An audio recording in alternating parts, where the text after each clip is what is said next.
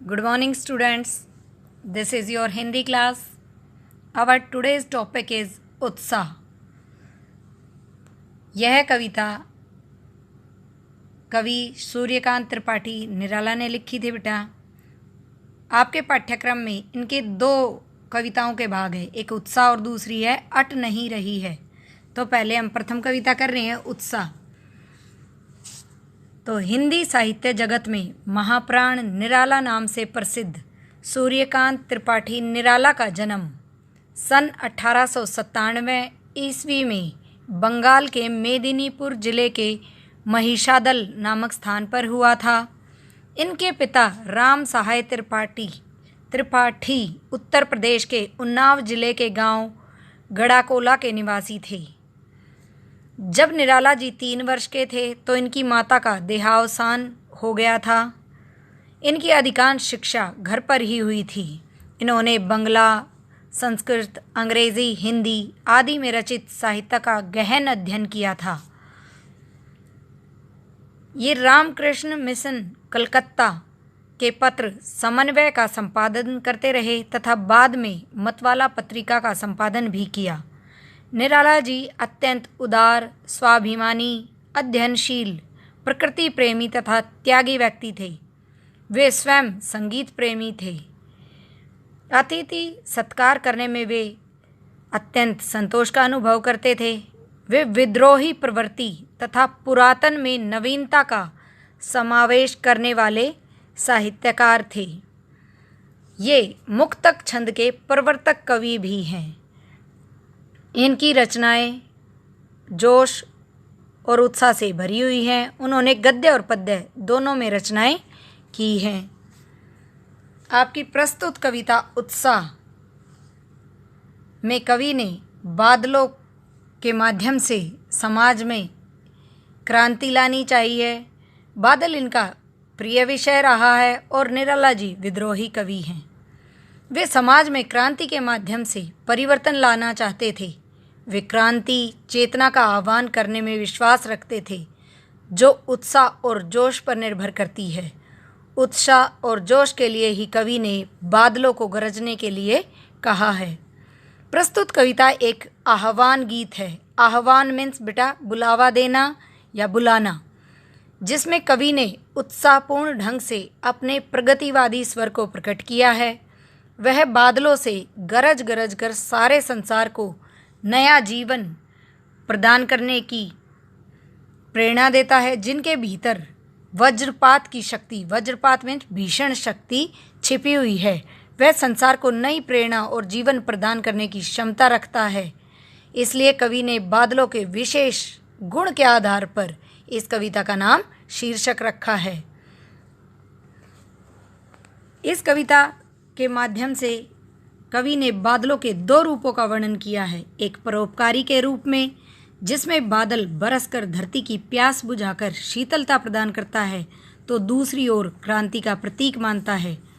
कवि का विचार है कि बादल की गर्जना मनुष्यों में जोश, उत्साह और उमंग उत्पन्न कर सकती है, जिससे सामाजिक क्रांति होती है और कमज़ोर, असहाय और शोषित वर्ग के लोगों की इच्छाओं की पूर्ति होती है. शोषित, जिनका शोषण किया गया है. इस कविता में कवि ने बादलों को अनंत के घन कहकर संबोधित किया है. अनंत के घन क्यों कहा है? बादल अनंत है, अर्थात उनका कहीं अंत नहीं है. न उनका आदि है और न अंत. उनका अंत नहीं है, इसीलिए अनंत कहा है. बादल ईश्वर की कृति है, रचना है. बादल किस दिशा से आते हैं किसी को नहीं पता. वे अचानक कहाँ से आते हैं और आकाश पर छा जाते हैं, किसी को पता नहीं. इसीलिए कवि ने इन्हें अज्ञात दिशा के अनंत घन कहा है. प्रथम पद में कवि बादलों का आह्वान करता हुआ कहता है, बादल गरजो कि हे बादलो तुम गरजो. घेर घेर घोर गगन धाराधर ओ धाराधर. बादल धारा को अपने अंदर समाये हुए. धाराधर यहाँ बादल को कहा है बेटा कि हे बादल तुम गर्जना करते हुए आओ. तुम खूब गरजो और अपनी भयंकर गर्जना से संपूर्ण आकाश को घेर लो. ललित ललित सुंदर सुंदर काले घुंघराले, कि तुम अपने वह रूप दिखाओ कि बादलों का रूप अलग अलग होता है बेटा, कहीं सुंदर साफ दिखते हैं और कहीं काले काले गहरे घुंघराले बालों जैसे प्रतीत होते हैं।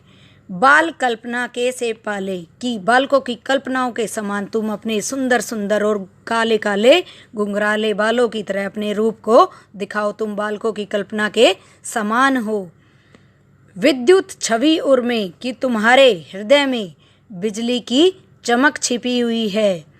कवि नवजीवन वाले, कि तुम नवजीवन की नया जीवन प्रदान करने वाले कवि के समान हो। वज्र छिपा नूतन कविता फिर भर दो बादल गरजो, कि तुम्हारे अंदर वज्र मीन्स भीषण गर्जना छिपी हुई है। नूतन कविता फिर भर दो, कि नई कविता की रचना फिर से कर दो। यहाँ कवि ने बादलों को नूतन कविता करने वाला भी, नई कविता की रचना करने वाला कवि भी माना है, कि तुम्हारे अंदर जो भीषण गर्जना छिपी हुई है उसके माध्यम से तुम नई कविता की रचना कर दो। हे बादलों, तुम जोर जोर से गरजो और गरज कर सारे संसार भर में गर्जन व्याप्त कर दो। यहाँ कवि बादलों को गरजने के लिए आह्वान करता है, क्योंकि वही संपूर्ण वातावरण में जोश, उत्साह और क्रांति उत्पन्न कर सकता है। विकल विकल उन्मन थे उन्मन, इन पंक्तियों में प्रत्यक्ष रूप में कवि स्पष्ट करता है कि बादल संसार में क्रांति और चेतना उत्पन्न कर सकता है और वही संसार को शीतलता भी दे सकता है। कि विकल विकल व्याकुल व्याकुल, उन्मन थे उन्मन, उन्मन मीन्स बेटा बेचैन, कि सारे संसार के लोग, संसार में चारों ओर लोग व्याकुल हैं और बेचैन हो रहे हैं। विश्व के निधाग, निधाग मीन्स गर्मी से, विश्व के निधाग के सकल जन, की इस संसार के सारे लोग, सारे जन गर्मी के कारण व्याकुल और बेचैन हो रहे हैं।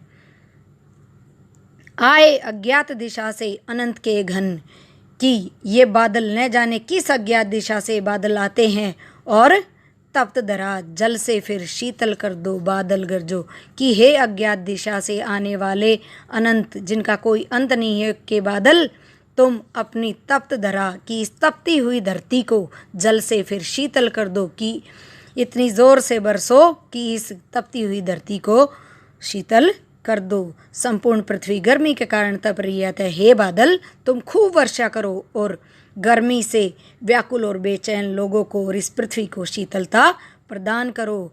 हे बादल तुम खूब गरजो, वर्षा करो और दुखी जनता को सुख प्रदान करो। इन प्रस्तुत पंक्तियों के माध्यम से प्रत्यक्ष रूप में तो सीधी स्पष्ट बात की है कि सारा संसार गर्मी से पीड़ित है और बादलों से आह्वान किया गया कि वे वर्षा करे, लेकिन अप्रत्यक्ष रूप से भी इनका एक रूप है। अप्रत्यक्ष रूप से इस कविता का सांकेतिक अर्थ यह भी हो सकता है कि संसार में चारों ओर हिंसा फैली हुई है, शोषण के कारण लोग परेशान हैं, तब न जाने कौन बादल के रूप में आया और दुखों से ग्रस्त इस पृथ्वी पर कल्याण और मंगल की वर्षा कर गया। इसलिए कवि बादलों से प्रार्थना करता है कि तुम खूब गर्जना करो और दुखों से पीड़ित लोगों को सुख प्रदान करो, अर्थात उनमें क्रांति और जोश उत्पन्न कर दो।